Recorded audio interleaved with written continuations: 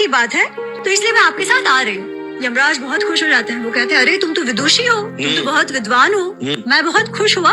तुम्हें जो भी मुझसे वरदान मांगना हो तुम मांग लो। तो पहले तो सावित्री कहती है कि मेरे जो सास ससुर हैं वो भी राज परिवार से हैं, किसी शत्रु ने उनको हरा दिया और आज वो आश्रम में रह रहे हैं, बहुत दुख में रह रहे हैं। तो आप प्लीज उनको अपना राज्य वापस दे दीजिए।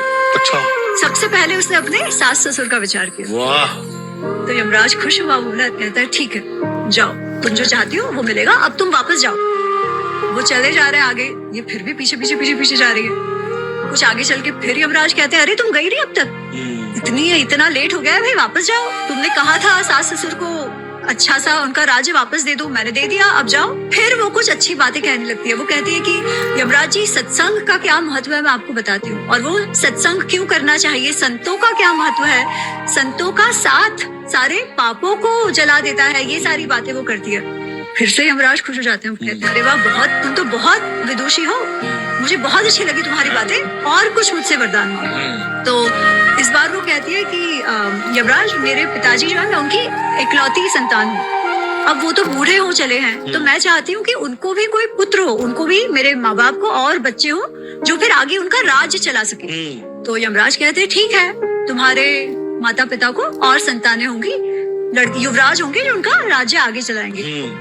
वो वापस जाने लगते हैं, वापस ये पीछे पीछे पीछे जा रही है।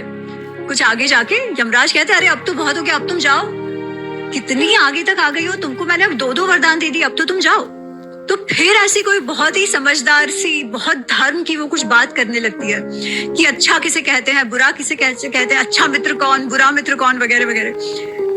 यमराज फिर खुश हो जाते हैं। वो कहते हैं, चलो एक आखिर बार बताओ तुमको क्या चाहिए। तो वो कहती है, मुझे बस ये चाहिए कि मैं 100 पुत्रवती बनूं, मैं 100 पुत्रों को जन्म दूं और आगे का जीवन अच्छे से जीऊं। तो वो कहते हैं, ठीक है, चलो 100 पुत्रवती भव, अब तो तुम जाओ। सावित्री कहती है, यमराज ऐसे कैसे चली जाऊं, आपने मुझे 100 पुत्रों का वरदान दिया है और मैं तो सती हूँ, मेरे बच्चे केवल मेरे पति से ही हो सकते हैं, किसी और के साथ तो मैं विवाह करूंगी नहीं, मेरा तो एक ही पति है और उसको आप साथ लिए जा रहे हो। तो यमराज कहते हैं, अरे बाप रे, तुम जीत गई, तुम्हारा कमिटमेंट देखकर मैं अति प्रसन्न हुआ, जाओ, तुमको दे दिया अपना पति।